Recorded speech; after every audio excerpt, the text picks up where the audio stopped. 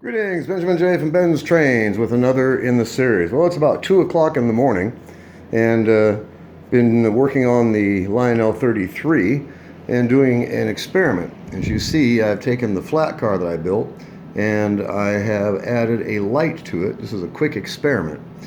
So, just want to do a quick video to document this. If it works, I'll clean the wiring up and find a nice fixture of some kind to put on top of this with a light. Anyway, for now, I've just hardwired a bulb down to a contactor that I've modified for use on the rear truck.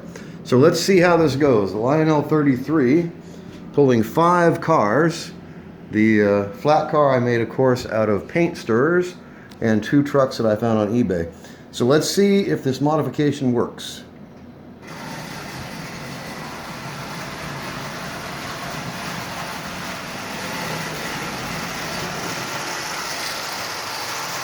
All right, it's flicker free. That's very good. All right, so this is rather crude, but I wanted to see if it worked before I actually put any real time or effort into this. So what I used was a Marks contactor off a motor, and I've got it epoxied across the 2 rear axles and bent it a bit so it keeps good contact with the rail. And then I just hardwired that light bulb to it. But as you can see, this is working. It's flicker free all the way around the rail. I still have not derusted this track. So that's actually working quite well. So now that I know that it works, like I say, I can find a nice fixture of some kind to put on that. This would also work on the caboose and the passenger car for lighting it. So I figured since I was going to do an experiment, I would use the car that I made rather than one of the originals.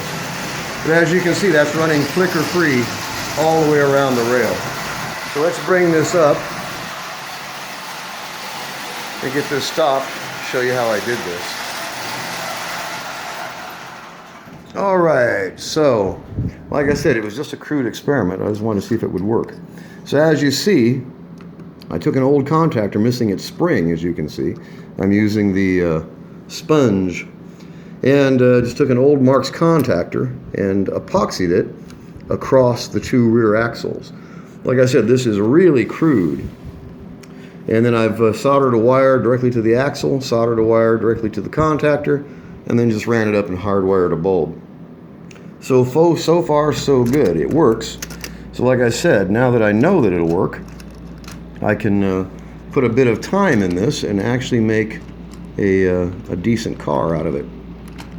This will also allow me to light the caboose as well as the passenger car.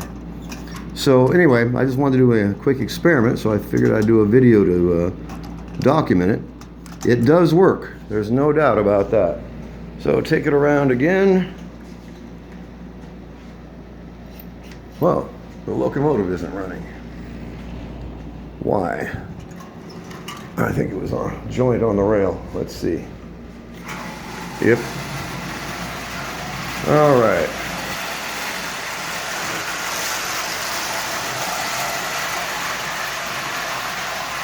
So it works, no doubt.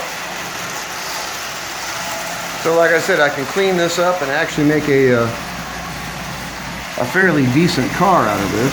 And since the application works, I can use it on the passenger car as well as the caboose if I want to light them. But it's definitely working, no doubt. Anyway, I just wanted to do a quick video on this. Just wanted to try it, see if it would work, and obviously it does. So far so good.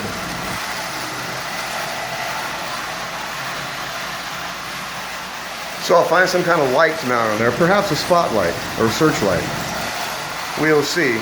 But I'm going to run it for a day or so just like this to make sure no bugs develop. And then I'll clean up the wiring. Like I said, put some kind of nice light on that.